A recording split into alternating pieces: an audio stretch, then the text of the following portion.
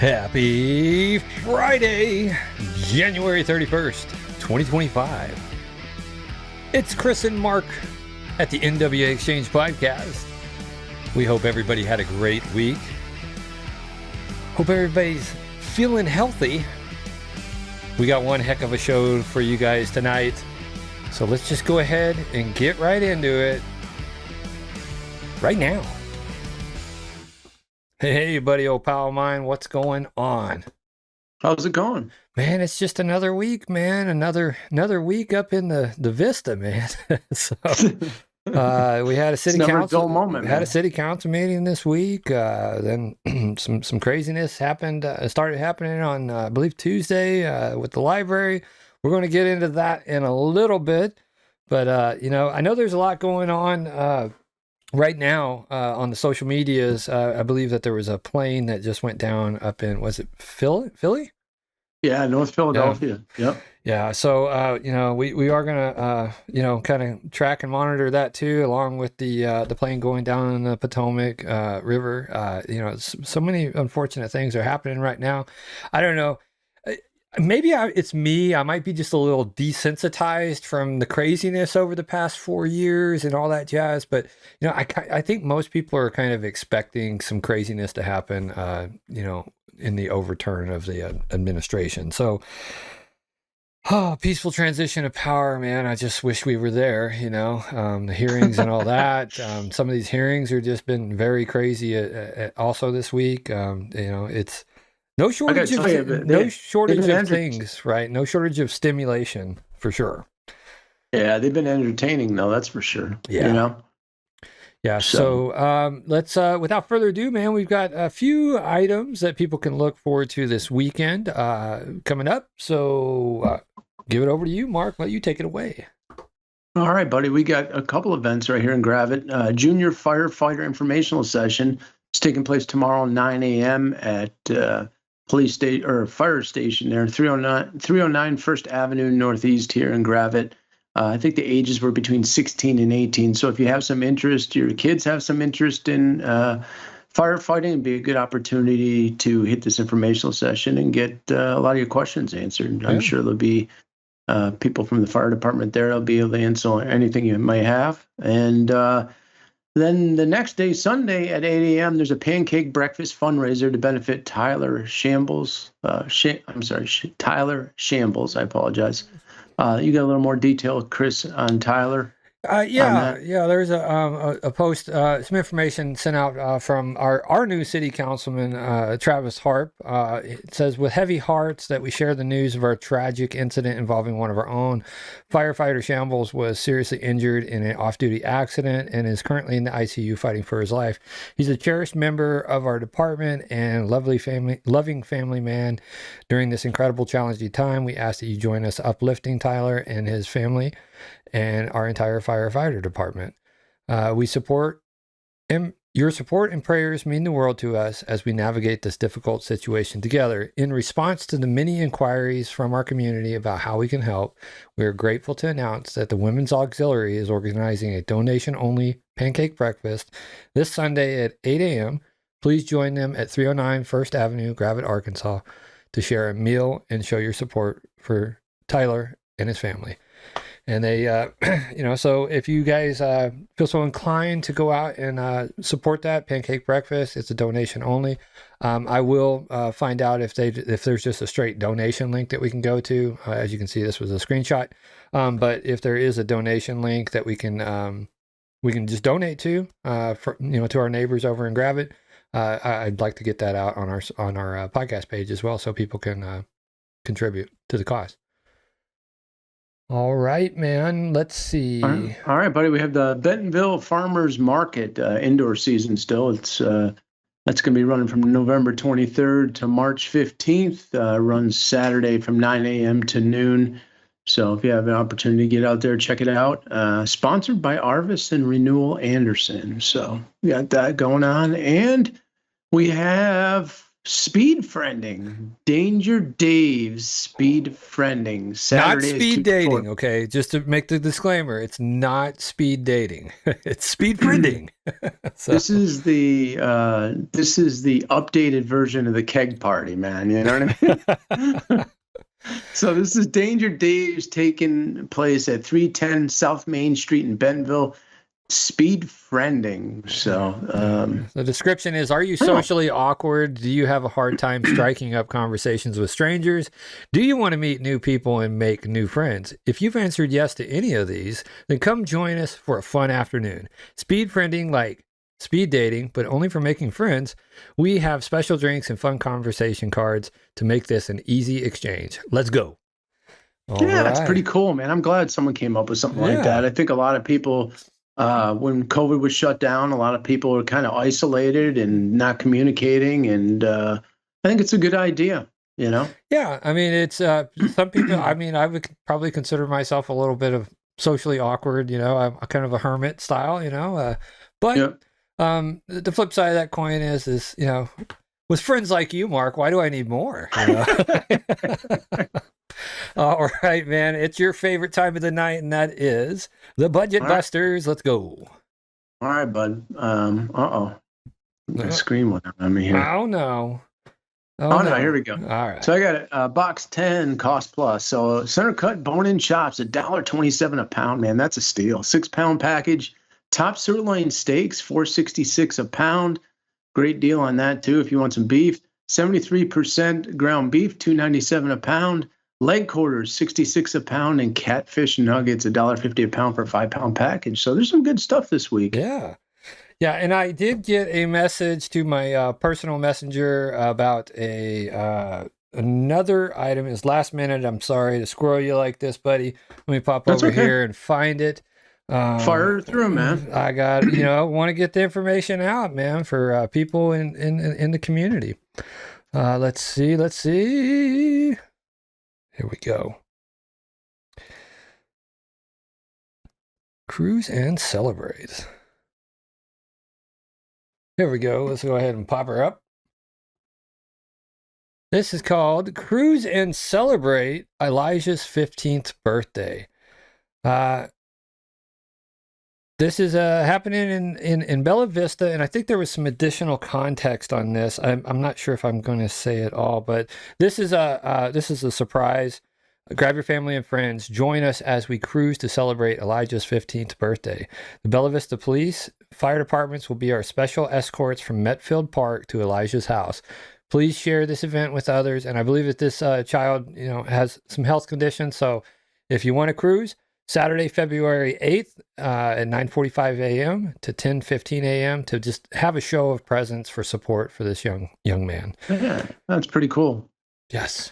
All right, man. So we're gonna go ahead and make the disclaimer right now, buddy. All right. So we're talking about news, trying to educate people, inform them about things that are going on in Bella Vista that is considered fair use under fair use doctrine. So this is the video from the news story that ran last night regarding the Friends of the Library and the city evicting them. So we're going to run that during the break, and then we're going to come back and talk about that just in the interest of kind of speeding things along. So without further ado, we're going to go ahead and go to that. Y'all don't go nowhere. We'll be right back. Roll it.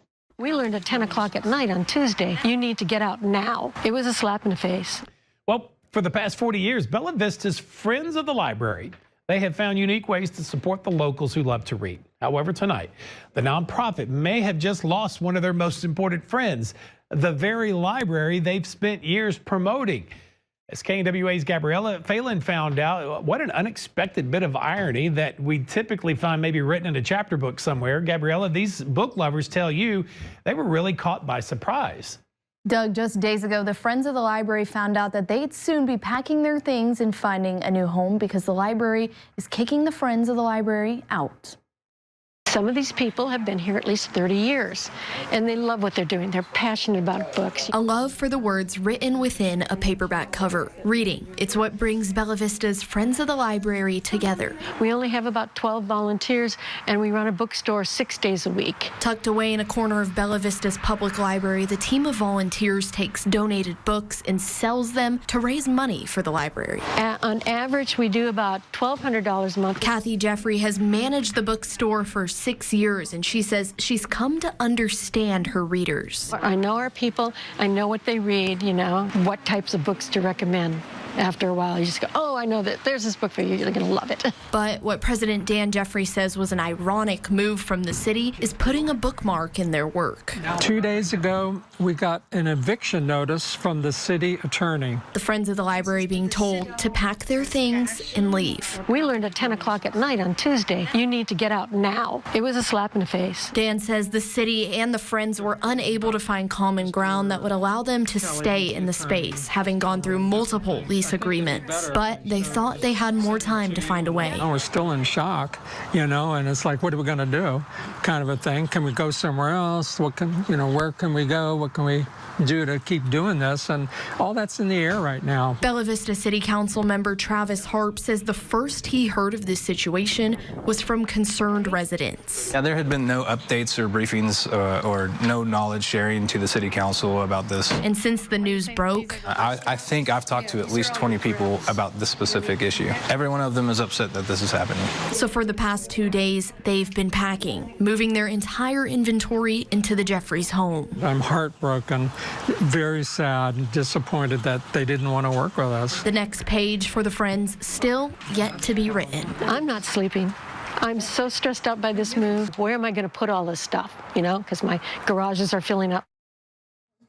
Well, we reached out to the city of Bella Vista to learn more about this situation, and it says the Friends opted to terminate their lease in December, asking instead for a memorandum of understanding. The city says it was unable to meet the demands of the group, forcing them to begin the eviction process. You can read the statement over on our website, knwa.com. Back. Unfortunate, and I think totally preventable if you have the right leadership and the, I don't know, just the right mindset. I reached out to the Friends of the Library. I did ask the city of Bella Vista if some of the rumors that were circulating were true, that there was a contingent on how they could spend their money. And I did, corroborate, the rumor with the Friends of the Library. I've been, kind of going back and forth at random times with them, just, as we can communicate in the evening and early morning, as the messages come in, stuff like that. What I'm going to say is going back and forth and, looking at the original lease, which was actually in the 2024 January City Council meeting packet. There is some information in there, which, again, you scratch the surface and you got more questions, man. I don't know why. That's par for the course, I don't know right? why it is always this way in Bella Vista. It seems like things, to quote the police chief, things are clunky, right? But we're going to go over here and over to the lease because it begs the question with the way that the original lease was written, and why they would ask for them to, do another lease with additional modifications in the lease, according to the Friends of the Library. I have not seen the new proposed lease with any of the changes that have been specified by the city or the Friends of the Library. But I can tell you that the Friends of the Library have reached out to other Friends organizations in the state. Bella Vista is like kind of the only one that's making them do a lease, a sublease of a property that we lease. So I want to make it clear that this is not the library staff's fault. Okay, we've heard some people reports of people treating library staff poorly. People thinking that the library itself is getting evicted and rolling up in there with trash bags and grabbing all the DVDs they can from the actual library DVD collection. This is the small Encore store that's in there that is being evicted. So again, please treat your librarians nice. They had nothing to do with this. Please be respectful of our public library. It is still our public library. It's just losing a little treasure that was in the library that my son and my wife and I know other people in the community use. I know people that come down to visit their parents or their grandparents in the nursing facilities and assisted living facilities that will often go there and purchase books for them. And let's be honest, man, this is the only used bookstore in Bella Vista, and it's gone. I mean, and they were giving on average around $1,200 a month off of quarters, selling used reading material, puzzles, DVDs and stuff for as low as 25 cents. So again, this is a way to keep the educational material, reading material, entertainment out of the dumpsters. And it's just really sad that it had to go this route. I'm going to pop up the original lease, and this is what I'm asking about this original lease, and it is renewal term options. This was the original lease that was signed in 2024, and it says, the initial term of this lease shall be for a period of 1 year, beginning the first day of January 2024 and ending on the 31st day of December 2024. Following renewal term options provided leasee is not in default under the terms of this lease, as provided in Section 10 hereof, this lease shall automatically renew for an additional 1 year term, subject to lessor and lessee's option to terminate as described in Section 3 below. Termination. Following completion of the initial one term of the lease, and lessor and lessee reserve the right to terminate this lease by giving non-terminating party 90 days written notice of its intention to terminate. When sure, the city hasn't said that they submitted a termination notice. They just indicated that they wanted to terminate. Friends of the library actually said no. They were actually just asked to do the lease. They said, we've researched this. Why aren't we doing a memorandum of understanding like other cities? And then the communication just felt like there was no more communication after that. And then they received a notification of eviction, that they were in default. So this all of this, Mark, kind of just really going back and forth and taking the statements, and just kind of processing it. I wanted to write something up. I think I'm going to send it into the Weekly Vista. Doubt it'll get published, but hey, you never know, man. Maybe I don't know. I think they're backlogged with the articles. I know. But hey, so this is just it's an unfortunate situation, man. It's just I think it's been around for what did they say? Almost 35 years. Approximately 40 years, I believe.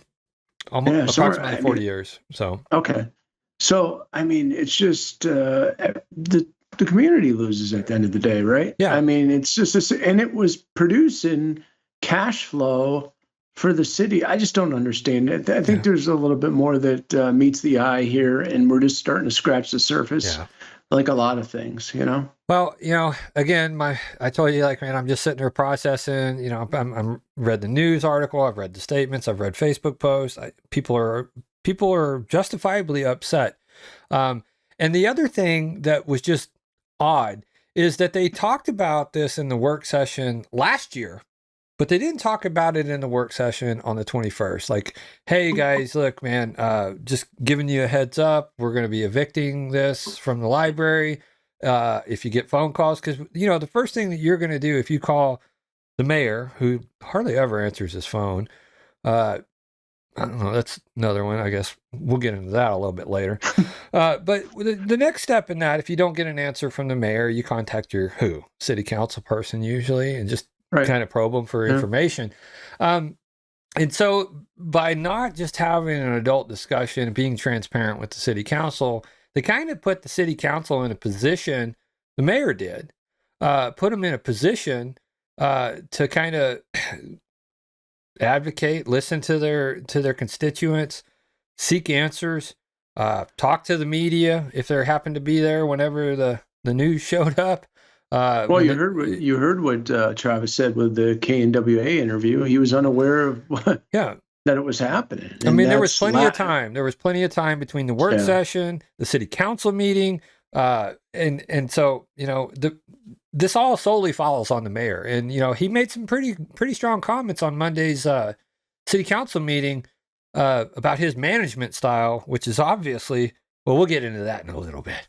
Let me go ahead and read what I wrote up, man, because this is what I'm going to go ahead and send into the Weekly Vista after, a few nights of thinking about everything that's transpired. Title of the podcast, man, a short-sighted decision, part of the podcast title, that hurts Bella Vista. The impending closure of the Encore book. I don't see it, buddy. Pop it up. Let me pop it up. Folks, please screen capture this because you're not going to see it. You'll never see it. No, we're going to publish this on our website. That's where I kind of put my write-ups, right? The impending closure of the Encore bookstore inside the Bella Vista Public Library is more than just a loss of beloved community space. It's a glaring example of bureaucratic mismanagement and misplaced priorities. The Friends of the Library, FOL, a nonprofit that has tirelessly supported the library for years, is now being pushed out over a dispute that could have been handled with far more cooperation and far less hostility.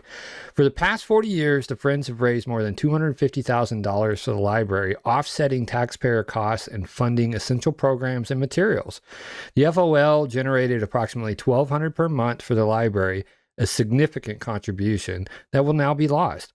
Most libraries across the country operate under a memorandum of understanding with their friends groups, not a lease, but yet in 2024, Bella Vista officials insisted on a lease, supposedly to comply with new laws. But the real sticking point, the city wanted control over how the Friends of the Library distributed the funds it raised. Let's be clear, FOL funds have long supported the Bella Vista Public Library, but they also extended assistance to smaller, struggling libraries without Friends organizations of their own, such as the Gravitt Library. That's a noble mission, not a problem. The city's insistence that all funds must stay within Bella Vista, effectively dictating how an independent nonprofit uses its money, is not just overreach, but a blatant misunderstanding of how charitable organizations operate. When FOL refused to sign a lease restricting their ability to help beyond Bella Vista, they proposed a MOU instead of continued dialogue seeking compromise, the city stopped communicating. And then on January 28, 2025, they issued an unlawful detainer notice demanding the group vacate by February 6. The notice reads, "You are hereby notified to surrender and deliver to the city of Bella Vista, Arkansas on or before 7 p.m. Thursday, February 6, 2025. The following property and premises now occupied by you, all property owned by you within the premises shall also be removed. Take notice that upon your failure to do so, you will be ejected according to law." An eviction notice to a nonprofit that has given over $250,000 and countless hours to benefit the community as a whole? And how come this wasn't discussed with the city council during the work session if a renewal was being sought or eviction action was being considered? I asked FOL directly, was the city dictating how you used your money? And they confirmed that the lease required all funds minus expenses be turned over to the city for distribution, a violation of nonprofit financial statutes. When they refused, the city's response was not to compromise, but eviction. I also asked who made the final call. The FOL speculated it was the mayor, the library director, and the city attorney, individuals who, it seems, preferred to cut ties rather than common ground. In the end, we have to ask the question, who really loses by the actions of a few? The decision just doesn't hurt the Friends of the Library. It hurts the residents of Bella Vista who frequented the Encore bookstore, who benefited from programs the FOL funded, and those who now see an example of how their city government treats a dedicated nonprofit. Yes, the library will gain space, but at what cost? The loss of community trust, volunteer engagement, and independent support for literacy initiatives? This was a failure of leadership, and Bella Vista deserves better. And like I said, I'm going to submit that to the Weekly Vista, buddy. But it's just sad, man. It's like everything we love in Bella Vista just kind of gets ruined, man. I'm not understanding it. I'm not understanding the play. The mayor has been very non-responsive, acts like he doesn't know anything about it. He was on the email. It's, again, it's Well, he did unnecessary. reach out. Someone reached out to him. He said he was unaware of it, right? Yes. Yep.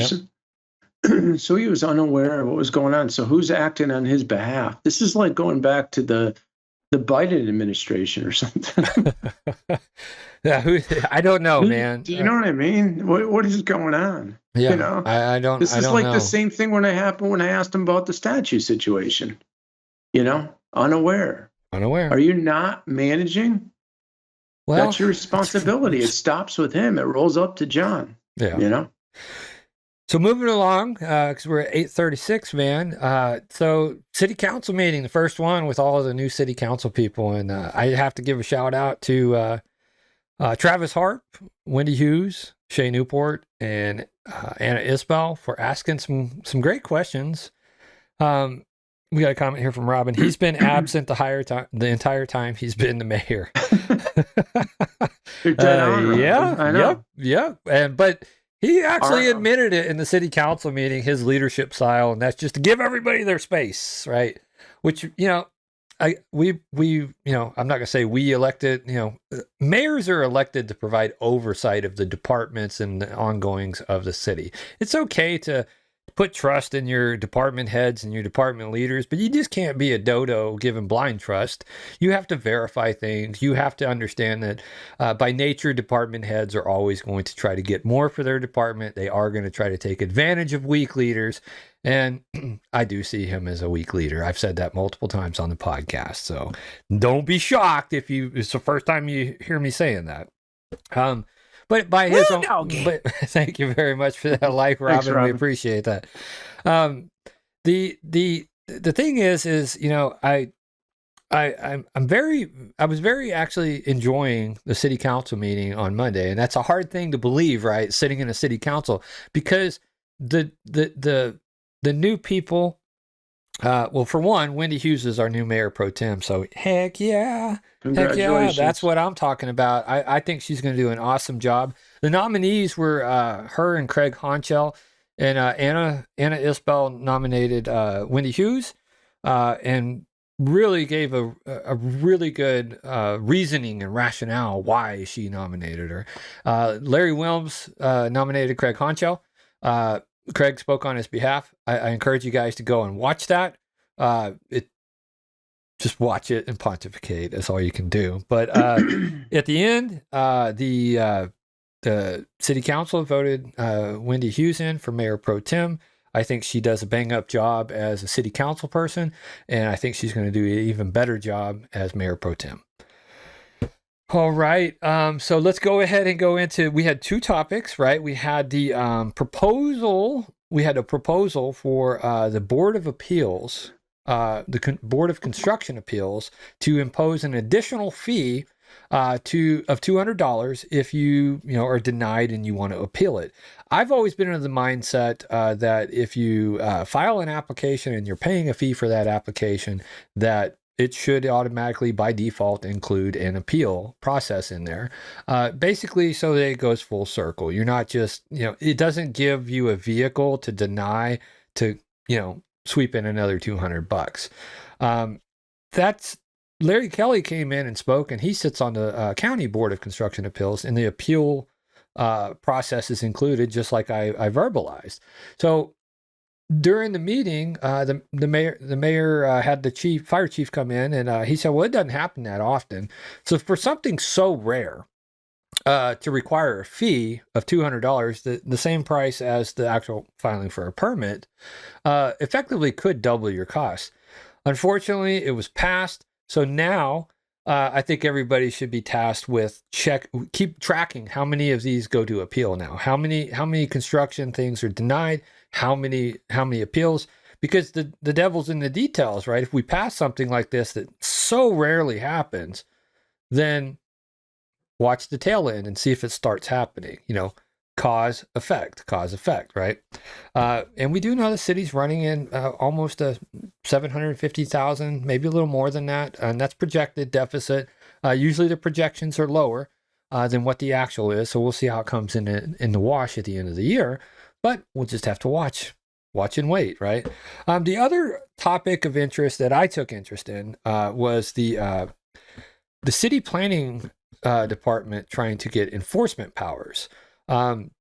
This is where a lot of good dialogue took place between the new city council people, our new mayor pro tem, and community development and the police chief. If you remember, Mark, the mayor restructured, it was at the tail end of last year, the mayor restructured community development on his own, and then later came to the city council and asked them for approval to do so, to make it so. Right. Yeah. And so kind of a unilateral decision right there, right? And I think we're starting to see some more of these unilateral decisions being made, and then coming to the council and asking for permission or approval or to make it legal, by changing or adopting a resolution, et cetera, et cetera. This one for providing community development special powers also has that same scent to it. It's the same smell, man. The bloodhound knows. It picks up on these things. And I'm gonna provide some supporting rationale for it because, well, I'm gonna let Taylor provide the supporting rationale. That's right, ladies and gentlemen, we do have video of that as well. And again, fair use doctrine. This is a city council meeting being videoed in our public buildings. This is for educational purposes, so here we go. Fair use, baby. All right, we're gonna go ahead and get into some of this. We're gonna scrub around a little bit, and then I'll pause and we'll talk about the things that kind of trigger. Intent of this is basically to streamline enforcement for anything development or permit related or anything that our department oversees, which currently right now per the ordinance is hazardous trees and illicit stormwater discharge, as well as right-of-way improvements, short-term rentals, section 105, which is floodplain, section 107, which is development standards, and then 109, which is zoning. Typically, or like right now, how we're operating, we do have a development compliance officer that is operating at a notice of violation, I guess, as you would say, as far as his enforcement goes. And that's kind of how it was before. Most of the time. Okay. One, we have a development code enforcement guy, compliance guy, running around, right? Which, if this legislation is enacted, well, then it's making it legal. But we already got him doing it, right? Right. So just keep that in mind. 9 times out of 10, all it takes is a notice of violation, and then compliance is achieved. Citation is very rare. Back when it was in our department, I believe total since its existence of the Department of Planning and Code Enforcement, to the time that it went to police department, I think we only issued 7 citations total. It's not supposed to be used as a quick and easy handout. It's something that, is there to give the ordinance enforcement teeth should we need it. But we do have a development compliance officer that has already been issuing a notice of violations for these chapters that I've discussed already. I think since we last talked, there's already been several others issued. I think I gave around 150s whenever the report I wrote for the work session. However, I think as of today, he gave me a quick update. We're sitting over around 200. So 50 in a week? Somebody's out there hard charging, man. Yeah. Now we want to cite them too. And her previous statement, well, I think we only issued like 7, 4, right? And I get it. Stuff needs to be enforced. Houses need to be cleaned up. Don't get. You're not going to get me on the boat, man. You're not going to get me on the boat or the RVs or anything like that, because that's my property on my property. Seems kind of constitutional to me, but since we have a constitutional right to property, but I'm not gonna agree with that one ever. But what I'm saying is they've already restructured. They've already got a guy out there, bird dogging around, issuing notices of violations. And by her own statement, the notice of violation usually corrects the issue. All right. So why would we need to go any step beyond that? And why would we need to give community development services that ability? This is my logic. If they're out issuing notices of violations and it's working, cool. Continue to do that. But if it's something that you feel that you need to cite, then you need to go about it the proper way, the legal way, the stuff that's going to hold up in court, the stuff that's going to be tracked in the police system, because the police chief did also say, well, before they were using another system and we use this system, and it just was clunky, right? And I can get that. I can understand that. The police chief, he said he was on board with it, and maybe he is. I believe he is. But we always have to remember that the police chief, the fire chief, the director of community development services, they all serve for the pleasure of the mayor. That means the mayor can terminate them at any given time based off of how he wants to. Now, obviously, the city council does have the ability to recall anybody that's terminated. But we do know this for a fact, and it is fact because the former community development director was terminated by the mayor. With really no explanation given to too many people. So they are automatically going to be on board with whatever the mayor wants, right? And the mayor made the decision to realign community development. Now we want to give citation abilities to them, be able to take it to a legal aspect at that point, beyond the notice of violation. And according to them, the notices of violations are working. So I would say, why the need for them to have that ability? Some statements were made, I believe, during the work session. I believe that it was asked, are there instances of other cities that do this? Little Rock was one example. Councilman Travis Harp, he reached out to other cities, asked them how do they do it. It's all under their police department. Code enforcement's under their police department. He reached out to during the work session or the city council meeting. He said 5 out of 7 cities had said, nope, we're not structured like that. It's our code enforcement, which is under PD. So I think, again, we don't want to be an outlier, right? In Bella Vista, Bella Vista is unique. Bella Vista is funny. It's quirky.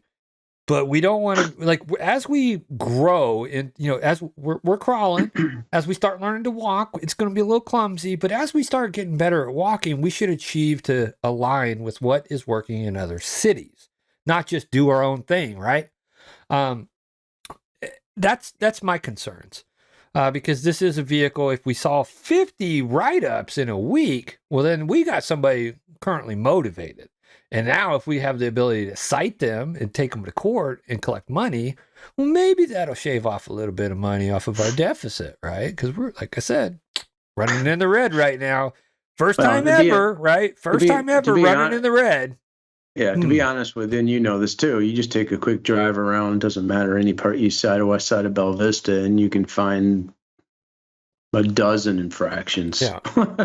I'm fine with them rolling around and writing those notices of violation, right?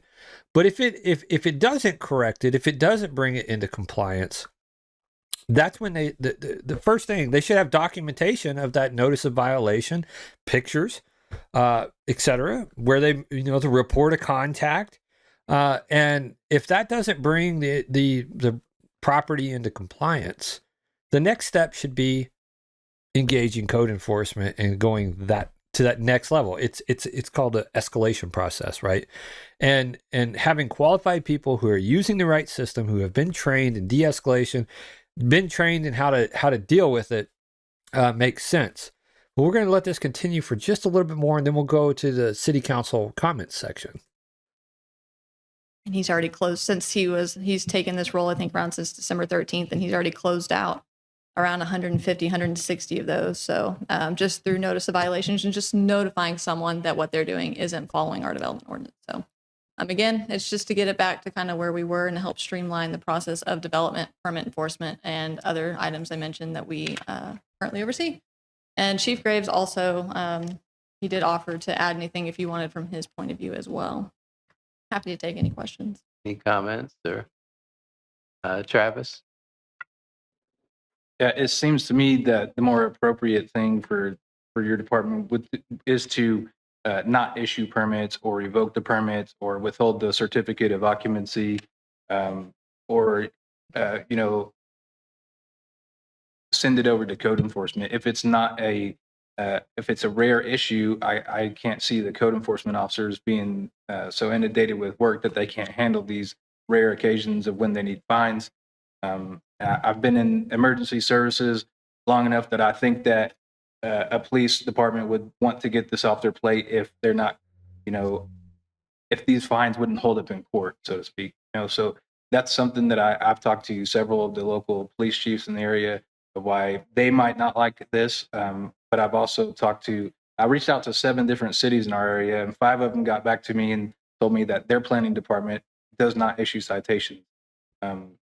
I'm really trying to understand this from your frame of reference, but I'm struggling right now. But I am trying. So I just want you to know that. But can you give us an example of a time where withholding the certificate of occupancy or revoking the permit or issuing a cease and desist order would not be appropriate? So, for example, if it's a land use violation, there would be no permit to withhold or C of O to withhold from them. That's just an NOV, and then hopefully they comply.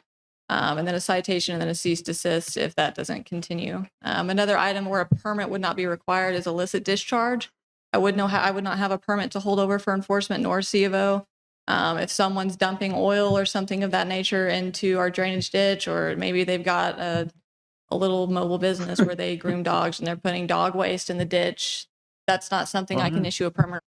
No, she's right. There's nothing that she can, pull a permit on. But what she could do is contact the ADEQ, who is the responsible entity for those type of situations, right?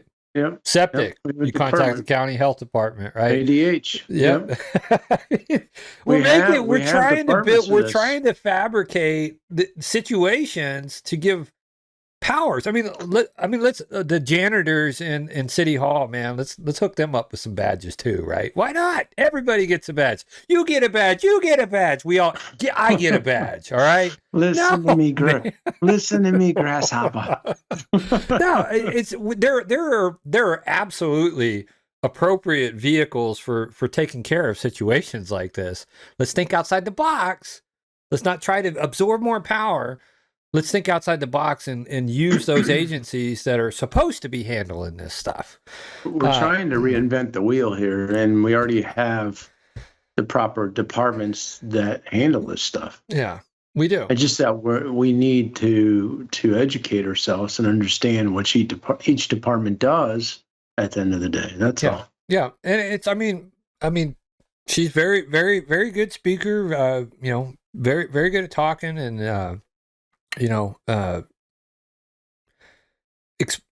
Providing her focal view of rationale, and I mean, nothing against it, but again, we have to critically think, because these department heads are looking at growing their departments, growing themselves, growing their own clout, the whole 9 yards, and that is the dangers of any workplace. That's the dangers of just human nature. And you have to have leadership above that and oversight above it to ensure that it makes sense. Going a little bit more here. On them, it's something where I need to cite in that situation. That's something that needs brought into compliance immediately, or that would be a compliance situation that's currently tasked to me to enforce.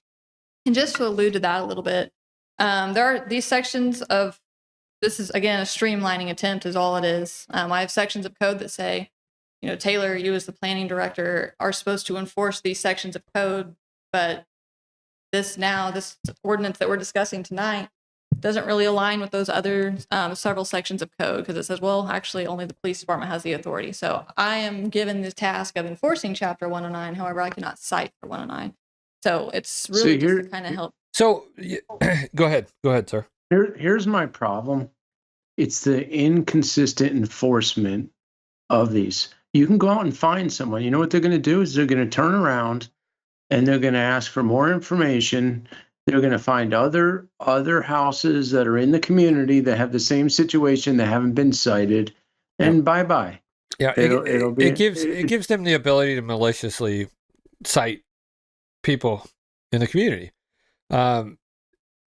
We know that's a reality, man. We see it at all levels of government right now. Different strokes for different folks, man. Our trusted institutions aren't so trusted. So why the questions? Why are people asking? Why am I concerned about this? Because, you know, I believe in proper governance, right? And if every other city's doing this, then fine, it makes sense. But not every other city's doing this, right? They're not doing. I don't believe we found an instance where any other city is doing this to this date. You know, I did follow up with Councilman Harp. He actually reached out to Little Rock because she cited Little Rock is doing this. You'll see that a little bit later in the video. He followed up with Little Rock after that, and I said, "Did you happen to follow up and find out if Little Rock was also doing that? Because you said you talked to 5 cities, and they weren't doing it. So did you happen to?" And he did. And no, they're not doing it either. They have their own zone. They have their own code enforcement officers who have a specific focus. Right. So like you'll have one code enforcement officer his primary focus is zoning. Another code enforcement officer, his primary focus is, you know, landscaping and, you know, unsightly, unmowed stuff like that. So they've broken out into specialized defined roles for those code enforcement officers. Right. Does that make sense for Bella Vista? It sure does. Yeah. You know, comparing Little Rock to Bella Vista is apples to oranges, man. It's apples to oranges for real, man. Yeah. I mean, like, so. Yeah. I mean, this is what goes back to our discussion before with leadership. Yeah. Given you look at the mayor needs to sit down with each department and go over exactly what their challenges are, put a scheduled day and time together with them weekly, and make sure he's in the loop what's going on. It doesn't absolve you when these issues happen and there's breakdowns and say, well, you know, I just assume my team would take care of it. It doesn't work like that. So you have to put a little more effort into it, and it's a few more hours, but you have to sit down and bring your team together in each department and recap weekly things. What have you seen out there? What do we need to get done? You know what I mean? So you're clearly accountable and you're aware of what's going on. So when you're asked questions by the community, you have an answer for them. Yeah. You know what I mean? On top of it, this is like the third time we've seen a breakdown like this. So community development's coming in and trying to say we need enforcement activities because by the code, we're responsible for enforcement of these 4 sections, 4 sections, right? Well, doesn't it make sense if we have code enforcement that is under the police department to maybe realign the code to say, because remember, this code existed while code enforcement was under community development. The mayor restructured and moved code enforcement under the PD so they could get proper training on how to handle enforcement operations, et cetera, that could hold up in court. My question is why aren't we looking at aligning the code to work with the restructure for code enforcement being under the PD? Right. Removing that enforcement and compliance stuff from city planning. City planning should be focused on city planning, and code enforcement should be focused on enforcing the code. That means building code, all code. Police department's handling that as well whenever it needs to be done. But that just kind of makes sense to me. I don't know why we're like trying to. I mean, I wouldn't go to my doctor and say, I want you to start policing people that aren't wearing masks or whatever. Like I know following the rules or procedures, right? You leave that to the trusted legal entities, the ones that are going to testify in court and actually have some credibility based off of their credentialing and their training and their certifications. It's weird. And on top of it, we got a couple comments here. Why are they in the red with all the new construction going up? That's more taxes and fees. Who does the books? Well, the mayor sets the budget. And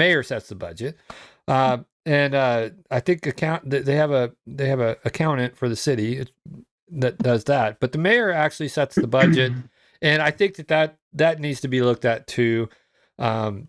Because like I said, for the first time ever, Peter Christie you guys all know how I feel about him, but Peter Christie, when I was meeting back and forth with him during the stump dump situation, he was very proud of this policy that he got implemented, which said that I think it was 15% of our budget needed, like they had to build up the reserve, and they couldn't go below that. And now we're pulling from our reserves. So even John Flynn has kind of moved away from Peter's golden goose. Like, he did a good job at building up that reserve and maintaining that reserve and still running a balanced budget. And that within 2 years is like, sorry, gone. There's some wonkiness here.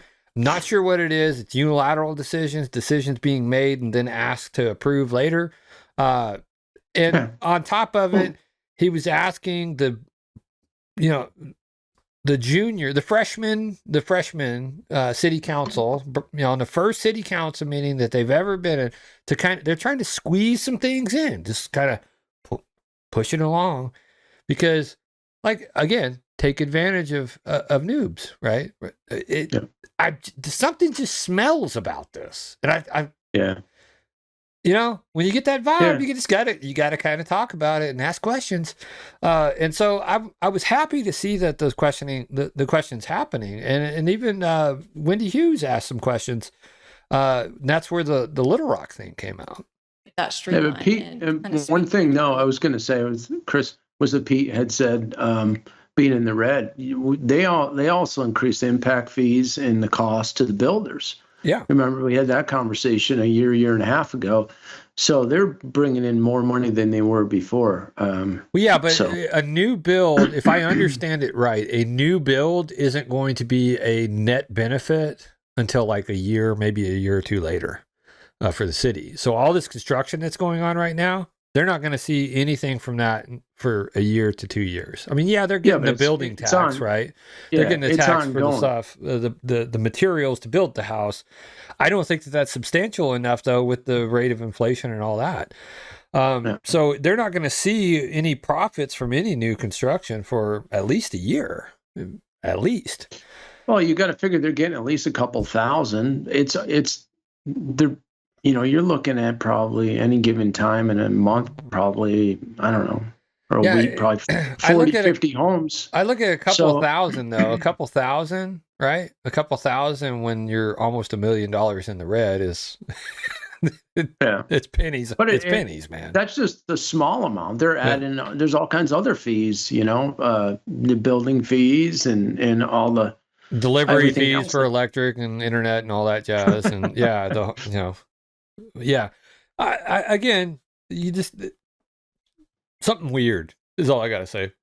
Let's go over to where let's see. I believe is that Travis talking again? Let's see. Let's pop here. No, I said I reached out to 7 cities. This is where Craig wanted. I guess. Well, he said he wasn't really paying attention. Shocker. Wasn't paying attention, and Travis had to clarify what he had previously said.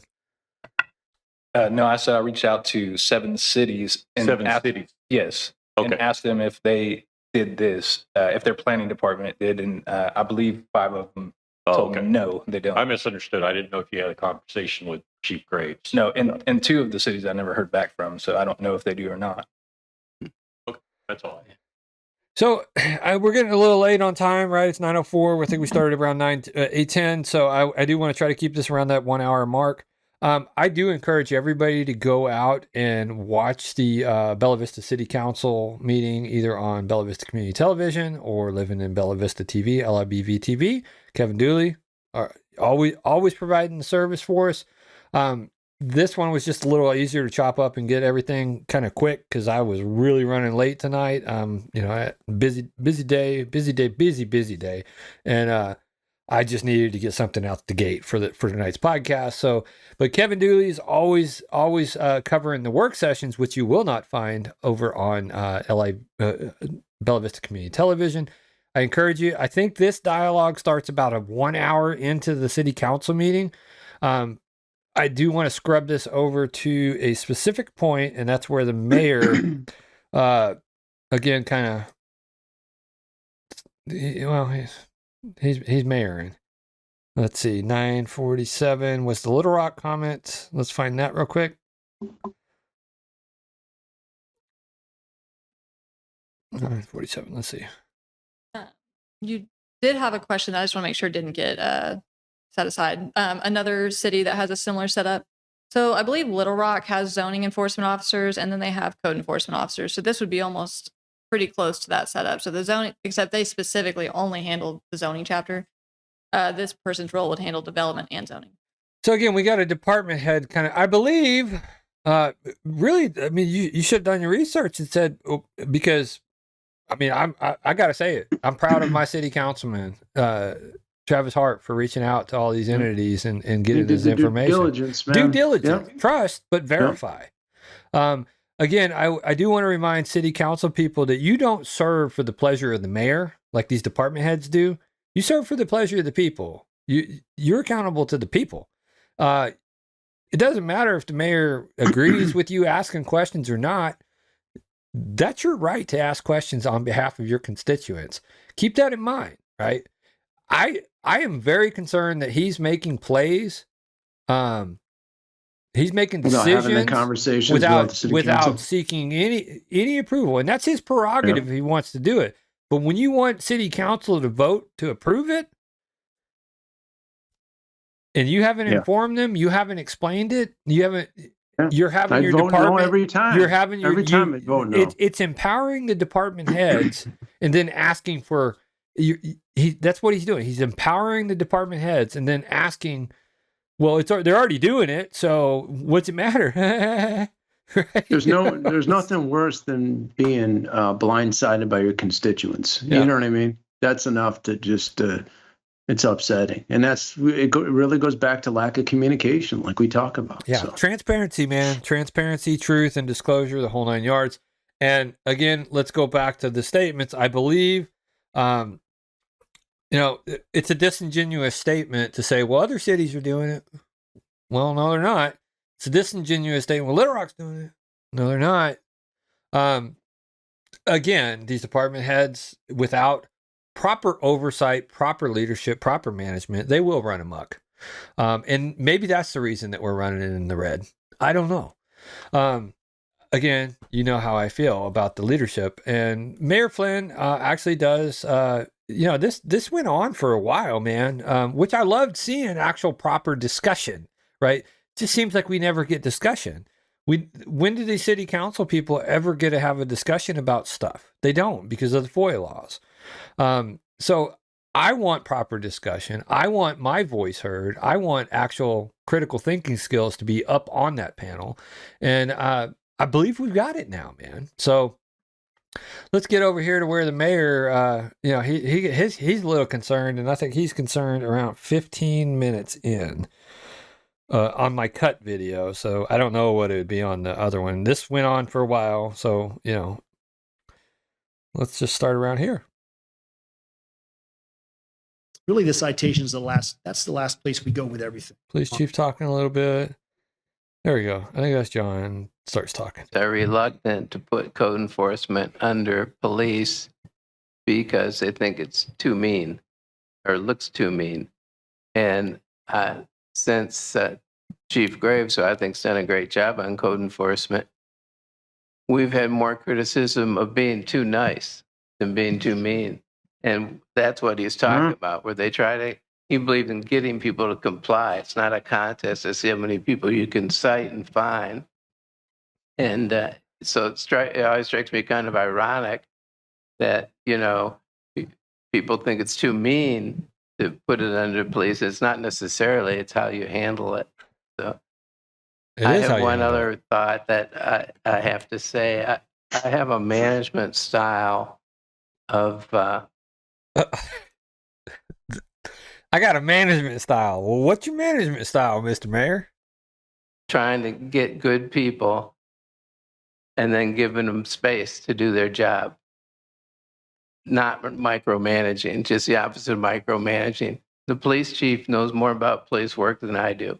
The fire chief knows more about the fire than I do.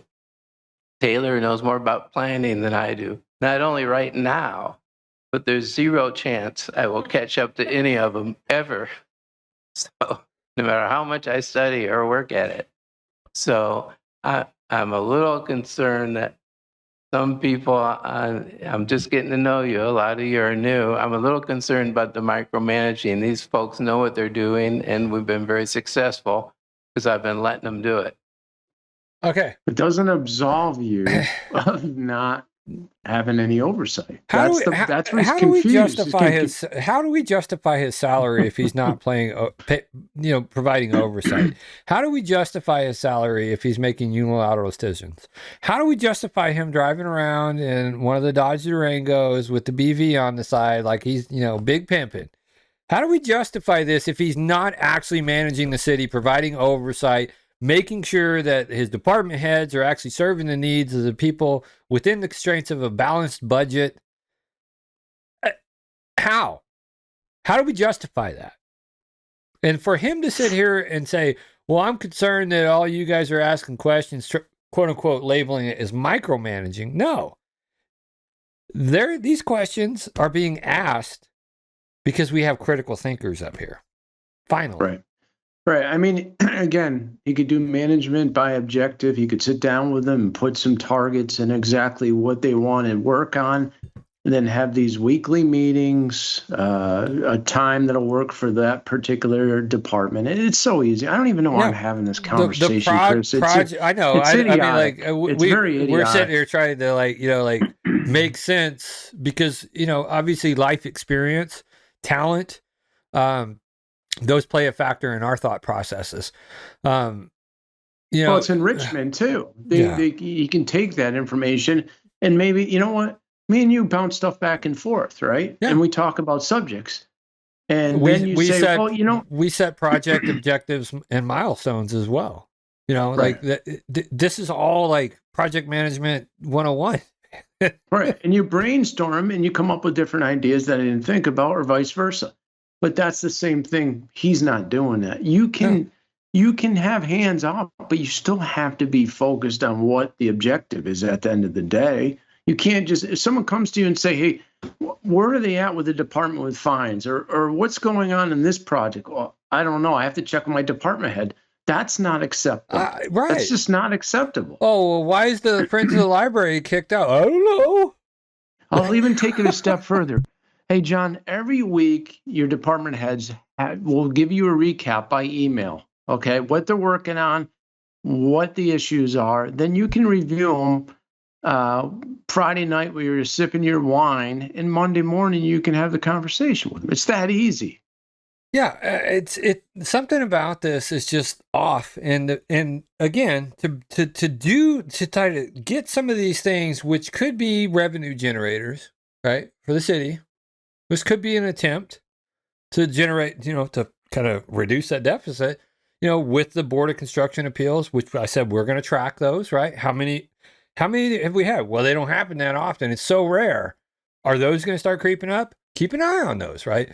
But also, if this is actually approved, I really hope it's not, because we heard about it, the notices of violation, which are already happening because of their restructure, which the city council is kind of being, I guess, John's out here like this, Oh, now he's waiting to set a hook. He's already done everything, got the boat out on the water. I don't know. I see this as like trying to take advantage of a new city council. It's just my opinion. The other topic that I do want to get to before we close out the show tonight is, you remember, the mayor appointed himself to the Advertising and Promotion Commission, right? Also at this city council meeting, the one that we were talking about, the trail maintenance agreement has gone up to $90,000 for the city side. So that means the POA is doing equal matching. So that's $180,000 for trail maintenance. Which one are we talking about? All the trails? I mean, what percentage is like the back 40 accounted for that 180,000? It's all of the trails. It's all of the trails. All of the trails in Bella Vista. That was part of the initial agreement. Is that half of it is the POA, which we're the POA. We've got to pay POA dues. And by the way, look out for a POA assessment increase coming real soon. But I'd say apparently it the this year projected sometime. That'll be for next year, right? So it's coming. The projected went up to $90,000 for each party, the POA and the city. And then lo and behold, man, this awesome group of volunteers tackled a much needed and frequently requested to be repaired section of the back 40 trails known as Sister Ledges. This repair was made with a special consideration to keep the A line untouched and the B line safely navigable. So it's suitable for riders of various abilities.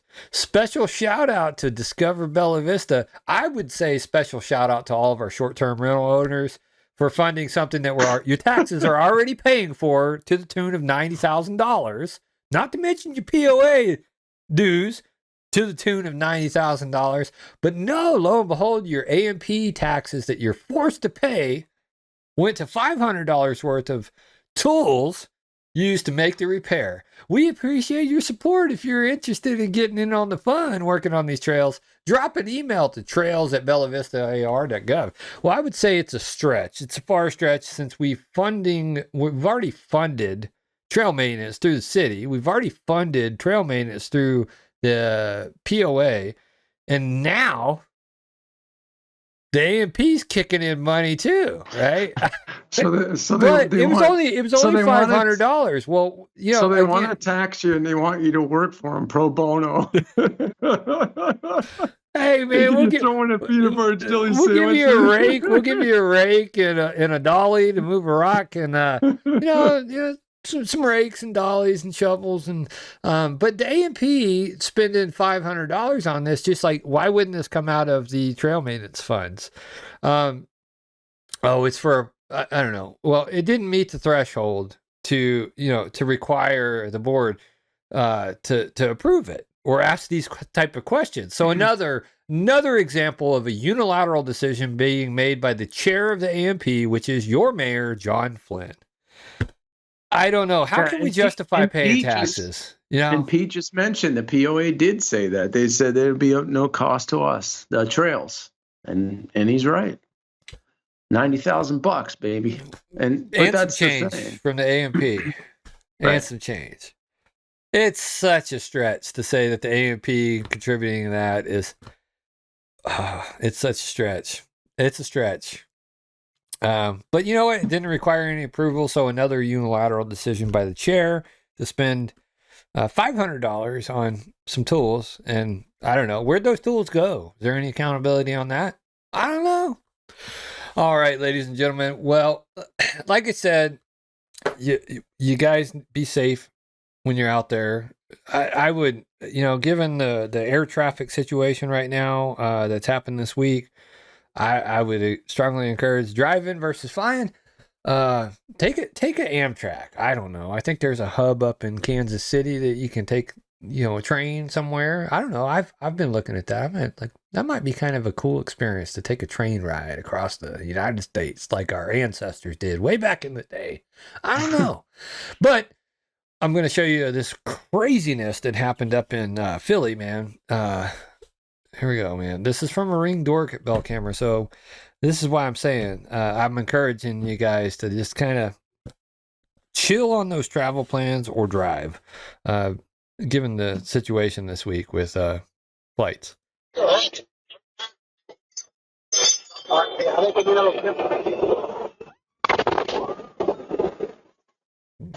Good night. That's loud. Yeah, I don't know, man. That's pretty horrific, and there's a lot of news flying around on the Twitter sphere on this one. But I got an update not too long ago, Chris. There was a little girl that was life flighted on there, 6 years old, I think she was, and from Mexico, and she was actually coming down our way to Springfield, Missouri. So not too much details, but I think 6 people perished in that, and the NTSB will be getting involved, I'm sure, and trying to figure out what happened. It just looked like it was some engine failure because it just came down straight down. It came down. So I'm sad for the families of the lost ones, man. 4 years of people running critical infrastructure. We had we've had so many problems over the past 4 years, the bridges collapsing and stuff like that. Yeah. Now this is just, it's sad. And we all deserve better. We all deserve better, for sure. So be nice to one another when you're out there. You never know what's going on in somebody's head. You never know where their thought process is. Just be kind to people when you're out and about. Be non-confrontational. I mean, if you're driving aggressively, you may just, it doesn't do you any good, right? You ain't gonna get there no faster. 30 seconds faster, a minute faster is not worth putting yourself at risk. At the end of the day, we love you all. We thank you. Remember to like, share, subscribe. Tell a friend about the podcast. And final thoughts, buddy? Yeah, thanks for tuning in tonight. We appreciate you guys. Have a great weekend. All right. Stay happy, healthy, humble. We're out. Till the next one. Latest.